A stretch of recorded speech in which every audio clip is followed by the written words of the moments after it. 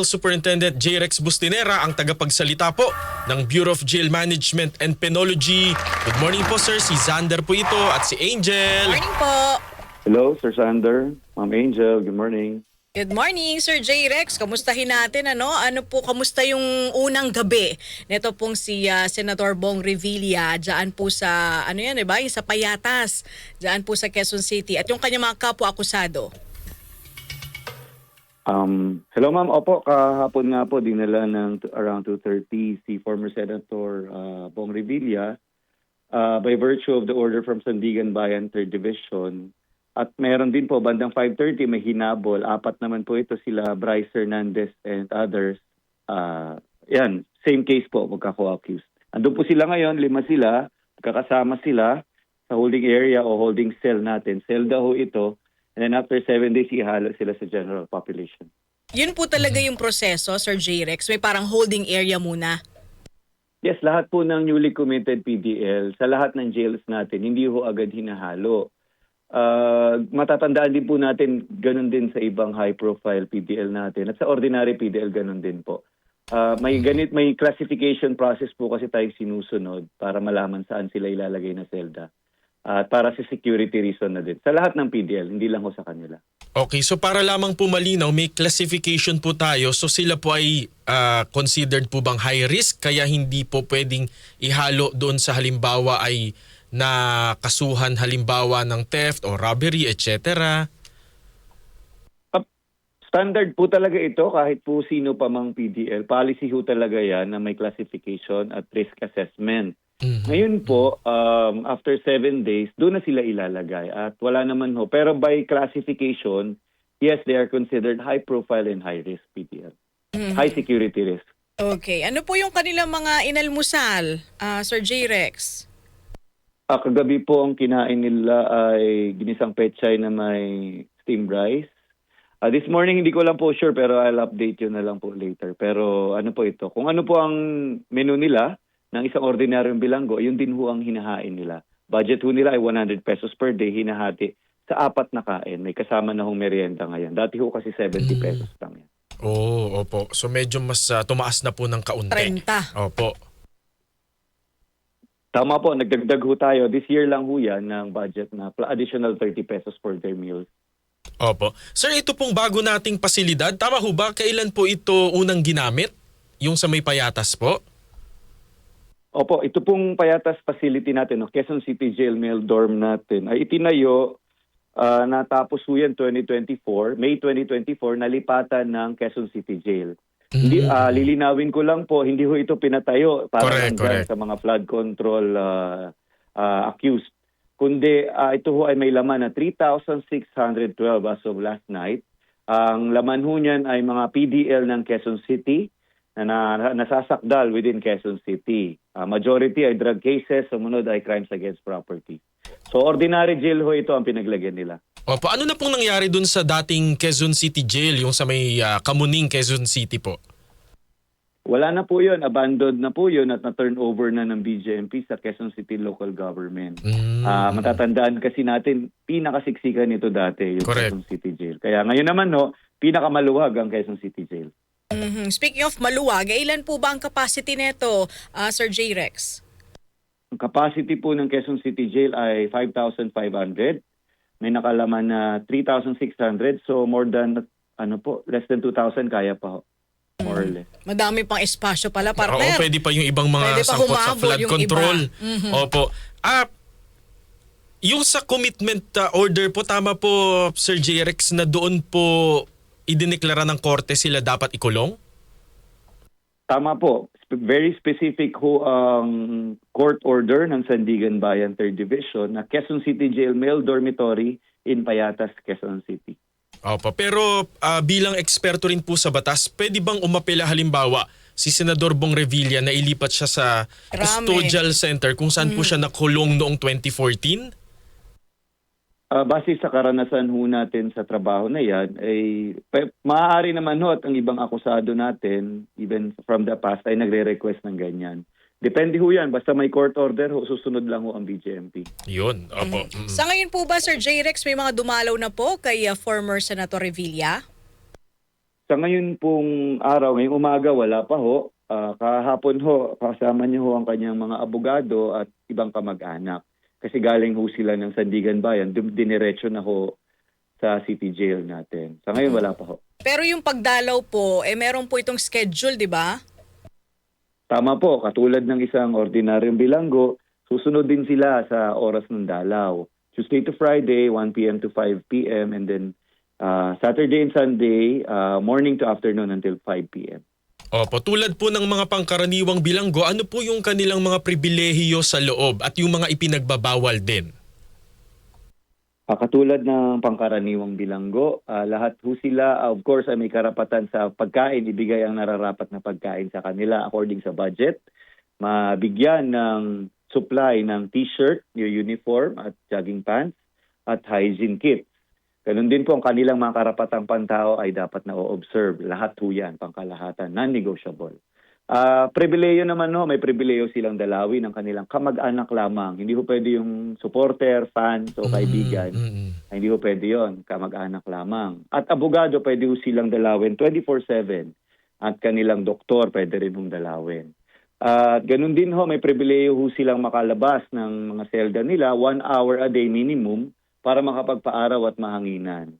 And then, kailangan ho nilang mag-attend sa mga activities sa jail, yung mga mandatory activities. And then may optional activities po, katulad ng education, livelihood training, and spiritual activities. Depende na ho sa kanila, that depende sa schedule. Overall, mahigpit po kasi ang schedule dito. Di ho kasi pwede maghalo-halo yung 3,600. By ano ho yun by schedule ang paglabas nila. Opo, pero malaki naman po yung parang kanilang open space. Napakalaki ho ng open space at ang disenyo ho kasi niyan ay moderno na napag-aralan yung architectural design niyan. Tagusan naman ng hangin, may access sila sa mga services sa loob ng facility. Kasi 'di ba, kasi 'di ba Sir J-Rex sa Marikina po, parang building lang yung kanilang city jail, pati sa Pasay, so wala pong parang yung binabanggit po nyo na modern na open space. Tama po. Ito ho kasi mga luma pa. May mga luma pa ho tayong facilities. Katulad ho ng Quezon City Jail, hindi naman ho yan nag-iisa na ipinatay yung bago. 142 projects yan, nakakalat sa buong bansa ng mga bagong tayo. Katulad ng Marawi City, ay may ganyan din ho kaganda ang facility nila. Zamboanga, Cebu, Davao, at marami pa pong lugar sa Pilipinas ay ganyan na rin ho ang itsura at disenyo ng selda. Opo. Sir, paano kung halimbawa magkasakit po? Meron po ba kayong sapat na mga pasilidad at mga doktor para po tumingin po sa ating mga detainee? Napagplanuhan na rin ho ng BGMP yan at kasama sa disenyo ng bagong facility natin. Meron po yan in-house doctor 24/7. Meron po tayo mga nurses na naka-duty 24/7. At the same time, may infirmary o clinic tayo sa loob na kayang mag-handle ng mga health concerns nila. Opo. Inisip ko lang po, paano po kung halimbawa si Senador Bong Revilla ay magdesisyon na tumakbo ulit sa politika at siya po ay manalo at siya po ay nakakulong pa rin? Paano po siya makakapag-function bilang government official kung sakali po? May mga cases na po kasi tayo previously na nakapag na-elect while in detention at basta papayagan ho ng COMELEC, una yung pagkandidato nila ay escortan ho ng BGMP basta may legal order lang ho. Ganon din ho kung ang kanilang function ay covered ng ganyan ho, tulad ng kung may-elect siya, pinapayagan naman ho ng BGMP yan. But again, subject to the restrictions o policy ng jail natin. Opo. Sir, doon naman sa usapin ng seguridad, para maiwasan po natin yung issue kasi dati may mga issue doon tungkol po sa mga jail warden na di umano parang merong mga paborito tapos di umano nababayaran. So paano po natin matatanggal yung mga ganitong sir, na parang may issue po dyan sa mga jail warden? Una po, as a policy, meron na po tayong policy basis dyan na talagang no VIP treatment at lahat pantay-pantay. Pag nag-violate sila sa policy niyan, kakasuhan nating administratibo at maaari silang ma-dismiss sa serbisyo. Ganon din po, as a preventive measure, nag-commit po ang ating Secretary of the Interior and Local Government, Secretary John Vic Remulla, na magbibigay ng mga body-worn cameras para ito ma-monitor ang interaction daily sa ating mga PDL and of course against corruption of our personnel.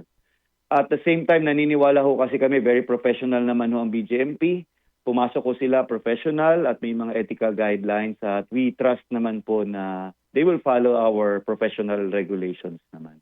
Opo. Okay. Paano po kung halimbawa po yung detainee po gusto po niyang makabalita ng sa news po, ano ho yung mga sources of information sa loob po ng piitan? Sa ngayon po, television lamang. Kaya lang ho doon sa pinaglagyan nila kahapon, wala ho pang television doon, wala rin hong radyo. At as far as all the PDLs are concerned, yun lang po talaga ang access nila. Dahil wala ho silang access sa cellphone, tablet, internet. Bawal ho yun. Dyaryo po, may nagde-deliver pa ba ng dyaryo? Para kahit pa paano Meron updated pa rin naman sila. ho, may library rin ho tayo doon na nandun din yung diary. Ayun. So maliban doon sir, ano po yung pwede nilang pagkaabalahan? Kasi kung, di ba, wala pang ganyan mga telebisyon, radyo, ano po yung Mga pwede handicraft, nilang, pwede bang ganun? meron ba silang pwedeng buting-tingin dyan?